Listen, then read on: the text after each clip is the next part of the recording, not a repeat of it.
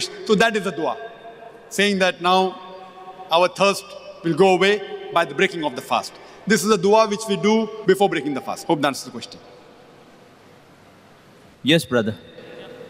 My name is Devashish Ganguly. I am an engineer by profession and a freelancer journalist. Presently, I am reporting this for a paper. I would like to ask you with a question and answer session. My first question to you, are you proud of your country? Normally, journalists ask one question, and after I give the reply, the second question is trapping. Sir, let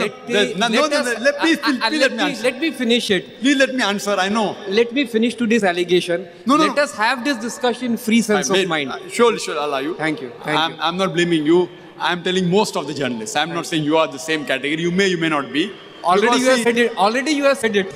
See, most of the journalists, normally one thing is, brother, I'm in the field. If a person wants to ask only one question, he asks and he goes away. If he has two questions, this is logic. And he's waiting for the first answer. And after I give the first answer, the second question is trapping. If you put both the questions together, then the trap will not be there. But for me, no problem. Answer is the same. Whatever your second question is, I'm proud of my country, India. That's great.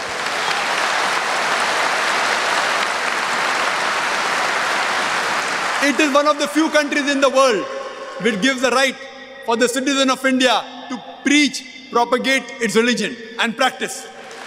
I'm proud of my country. You have answered my second question. I'm proud in many ways. You have answered my second question. Thanks.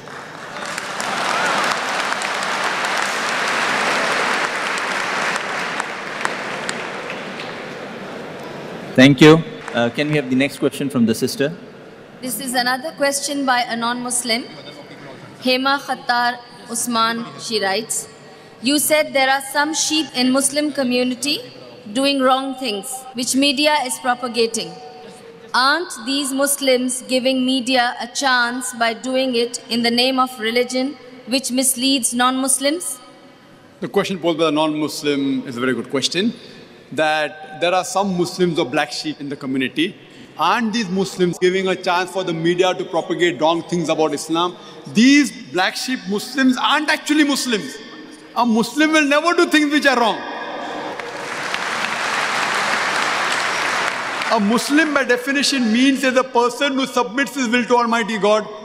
Now these people who are black sheep, they are pseudo-Muslims.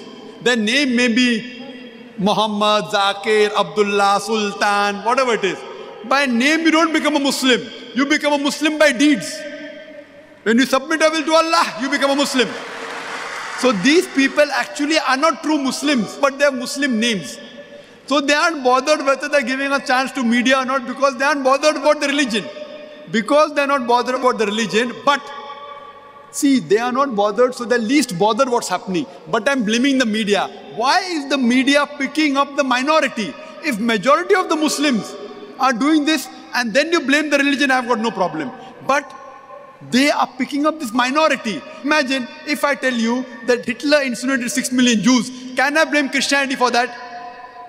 If Hitler incinerated 6 million Jews, killed 6 million Jews, can I blame Christianity for that? No. Because nowhere does the Bible say that you have to kill and incinerate 6 million Jews. It will be devilish on my part. So therefore, I am blaming the media more rather than these black sheep. The black sheep are going to be in every community.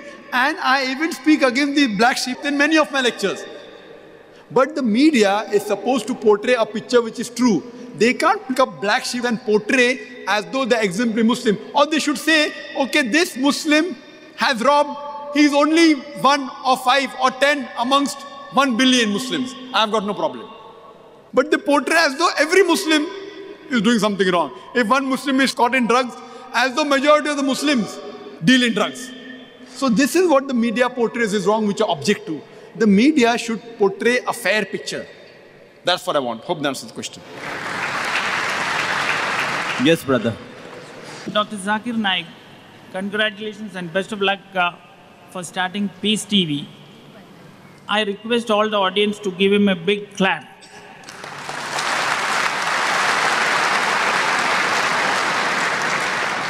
My question is, why is it imperative to circumcise in Islam? The brother posed the question, is it imperative, is it compulsory to circumcise in Islam? Is it fard? Brother, it's not fard. In Islam, it is a sunnah. It's sunnat-e-muqaddah, highly recommended sunnah. It is mustahab. It is mustahab in Islam to circumcise. It's not a fard. But there are various reasons for that. I, being a medical doctor, we can give a talk only on why circumcision should be done, but it's a question and answer time. I'll just give you a few points. Today, science tells us that if a man is circumcised, he has less chances of having carcinoma of the penis, of having cancer of the penis. Less chances, negligible chances. If you're not circumcised, there are chances. There are various diseases which can be prevented if a man is circumcised. In circumcision, we cut the prepuce, the foreskin of the organ, of the penis. And here, we realize that where a normal person goes for the call of nature, when he after urinates, there are droplets of the urine remaining in the prepuce, in the foreskin. This causes various diseases. It can cause itching, it can cause inflammation of the skin, it can cause prepucitis, many things. So all these diseases are prevented if you are circumcised. And beyond that, when we go for the call of nature, we even put water, which prevents this further. A person today, science tells us, he enjoys his sexual life more if he's circumcised than non-circumcised. Furthermore, the chances of various other irritation of the skin is not there if you're circumcised. Today, latest research tells us that a man who's circumcised has less chances of having AIDS. The virus of AIDS can spread faster if you're not circumcised. There are various lists of diseases which are prevented.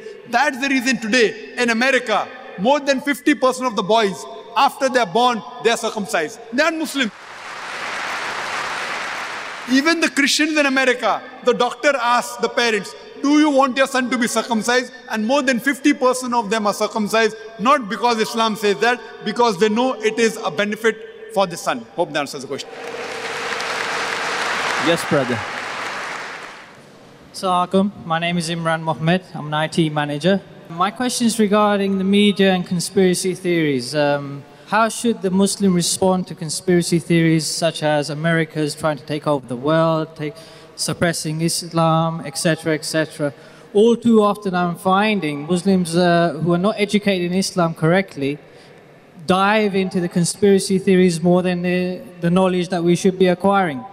How should the Muslim respond to the conspiracy theories? The brother has asked the question that how should a Muslim respond to the conspiracy theory by the Americans, etc., against Islam, and we don't have our own knowledge, what should we do?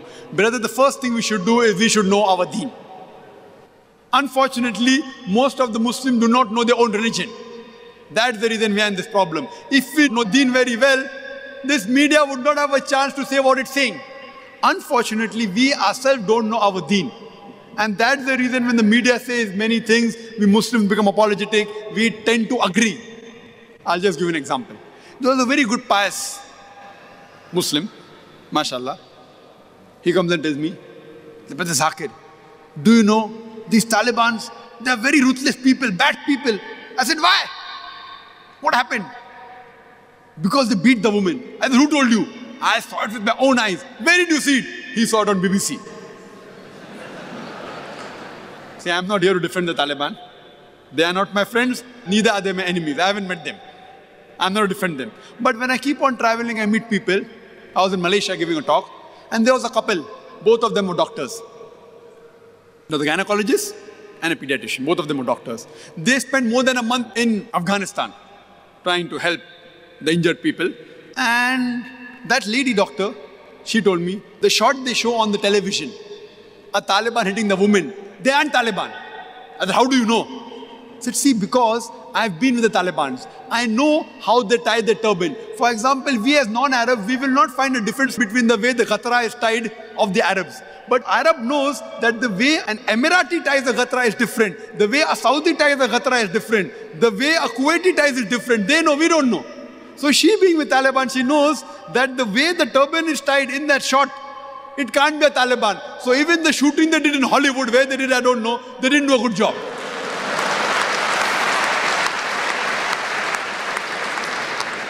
The media can change anything. For example,